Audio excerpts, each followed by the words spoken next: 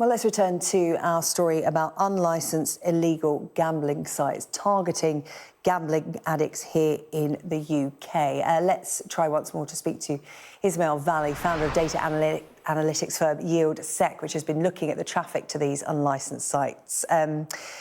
Ismail, thanks for bearing with us and those sound issues there. I just wanted you to sort of talk to us about your firm's findings that, you know, if you are a gambling addict and you're doing the best you can to protect yourself from that world, you can find these sites quite easily, but they also seek you out. So, Jane, thank you. The biggest problem we have with illegal gambling in the UK is this has been growing for years. So we started talking about illegal gambling in Great Britain in 2020. We set up YieldSec, which is basically a firm that looks at all of the audience, all their activity, all of the time.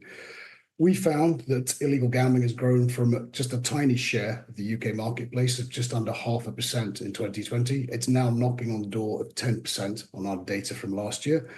The growth from that has been from two audiences in Great Britain. It's been from children and from self-excludes. And when you look at that marketplace, if I'm looking at the audience, which is everything that YieldSec and Gaming Compliance International, a firm that bought us recently, looks at, we found that the offshore gambling was targeting the United Kingdom because it wants a share of what is the most lucrative online gambling marketplace on the planet. It had no share of that 5 years ago, and during the pandemic, it came looking for that audience. Looking at a scheme like GamStop, a self-exclusion scheme for self-admitted problem gamblers, that's like a gaming reservation to these guys where they can basically look at and say, they are the most valuable customers who have a self-admitted problem. Let's go looking for that audience. And they found them through the scheme name, GamStop. So they didn't need to crack or hack any database here. They just went looking for the itch that those customers could not help but scratch at some point. So this was definitely crime coming looking for the share of a lucrative marketplace, Great Britain's, and it found the most vulnerable community there and went looking for them. If you're going to have a scheme like GamStop, you need to protect that scheme and you need to protect its credibility and what you've told people. You've told people who join a scheme like GamStop that they are going to be safe. That's not sincere if you don't monitor, police, enforce, and optimize your online marketplace.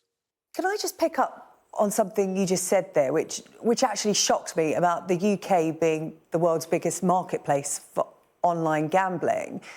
Does the UK have a gambling problem? I wouldn't say the UK has a gambling problem. This is a product that people demand and desire, and it's a lucrative developed nation, okay? So there is money there, and it's the oldest regulated gambling marketplace on the planet. So we got to this early. The problem is, as Chloe Long said today at the inquest, she made it very clear that maybe the law needs to change here, that the regulation and law we have around online gambling in the United Kingdom, it's going back to the 2005 Gambling Act. And we had a series of the conservative Tory government looking at this and saying, we're going to change it, we're going to reform the law. This is a pre-smartphone law, as Chloe Long said.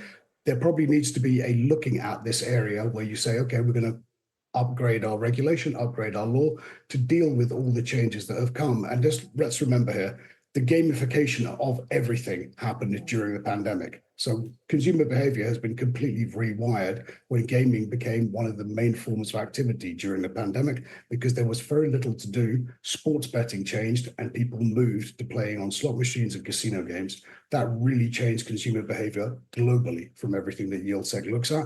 And that's something that needs to be looked at in every marketplace, including Great Britain's. Yeah, so new, more robust, up-to-date legislation. I mean, you know, I just read out a statement from the Gambling Commission there. Legal gambling in this country, they're saying, you know, they've got a hold of it, it's well regulated, you know.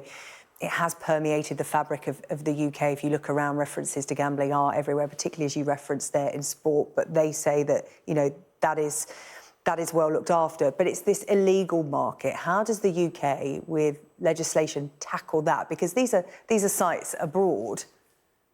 Absolutely. Sarah Jane, one thing that's I'll point out here, not to correct you, not to say that you're wrong, we often refer to it as the illegal market. There is one marketplace, the Great British Marketplace for online betting and gaming. Crime came looking for a share of that one marketplace, and they found it. Consumers have no idea how to differentiate between stuff, and it's hard for any regulator anywhere to be able to say, how do we get people to stop clicking on these links, to stop looking for things that are potentially dangerous or harmful for them? And the issue here is it's through in the ecosystem. If I can find it on Instagram, if I can find it on TikTok, what is stopping me from clicking those things and then ending up with stuff that is illegal, illicit, and harmful? The point here is the Gambling Commission released a statement today, I think, for saying that we take away 81,000 pieces of content, websites, etc. Now, not all of those are operators, just to be clear. It's much closer to content types. So all of the advertising, all of the influencer promotion, all of the reviews and affiliate websites that are telling me these sites are great for me. These sites will give me a great bonus. These sites are crypto gambling. These sites are predictor betting. All these new forms of gambling that are very badly covered by legislation everywhere, including in the UK. So if I can find it online, I can do damage with it to myself is the problem here. Consumers have no means of differentiating what's legal, what's illegal. Just because it has a Gambling Commission logo, a UK flag at the bottom of the website page, doesn't mean it's legal, doesn't mean it's even real. A lot of the illegal gambling we find are scam websites that will just take your money and then you can't even place bets with them or play any games there. So the point here is there needs to be much more up-to-date legislation and regulation. There needs to be a much better understanding by consumers generally that this stuff is potentially needs to be looked at and could be harmful for you. There also needs to be a piece here of acceptance of without monitoring, policing, enforcement and optimization by all government agencies and all legal stakeholders working together, including legal operators, including the Gambling Commission, including GamStop, work together to remove what's out there and remove the content, not just the illegal offshore websites, but everything in the supply chain behind them. And that's where my firm works internationally. We've been able to impact that by working through the supply chain to remove what causes this, because somebody supplies these illegal websites with the games they have, with the odds they have, with the payment provision they have. Get rid of all of those elements in the supply chain and you get rid of the illegal gambling.